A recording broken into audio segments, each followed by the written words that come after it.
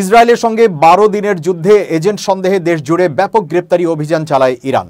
ওই সময়ের মধ্যে সারা দেশ থেকে কমপক্ষে 21,000 সন্দেহভাজনকে গ্রেপ্তার করেছে দেশটি। মঙ্গলবার এক আইন প্রয়োগকারী কর্মকর্তার বরাত দিয়ে এই খবর প্রকাশ করেছে ইরানের রাষ্ট্রীয় গণমাধ্যম। 13 জুন ইরানে ব্যাপক বিমান হামলা শুরু করে ইসরায়েল। এরপরই দেশে ব্যাপক গ্রেপ্তারি অভিযান শুরু করে নিরাপত্তা বাহিনী। কোনো ব্যক্তির আচরণ সন্দেহজনক মনে হলেই জনগণকে সেই বিষয়ে থানায় অভিযোগ করার আহ্বান জানানো হয়। মূলত এসব অভিযোগের ভিত্তিতেই বিপুল সংখ্যক সন্দেহভাজনকে গ্রেপ্তার করা হয়েছে। এতে বলা হয়, ওই আহ্বানের পর জনগণের পক্ষ থেকে কলের সংখ্যা প্রায় 41% পর্যন্ত বৃদ্ধি পায়। ফলে 12 দিনের যুদ্ধের মধ্যে প্রায় 21,000 সন্দেহভাজনকে গ্রেপ্তার করা হয়েছে।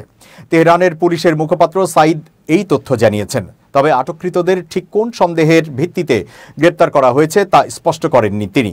ইরানে ইসরায়েলের এজেন্ট সন্দেহে আগে থেকেই থানায় তথ্য দেওয়ার কথা রয়েছে। ইসরায়েলের সঙ্গে যুদ্ধের জেরে ইরানে থাকা অবৈধ আফগান অভিবাসীদেরকেও দেশ থেকে বিতাড়ন করা হয়েছে।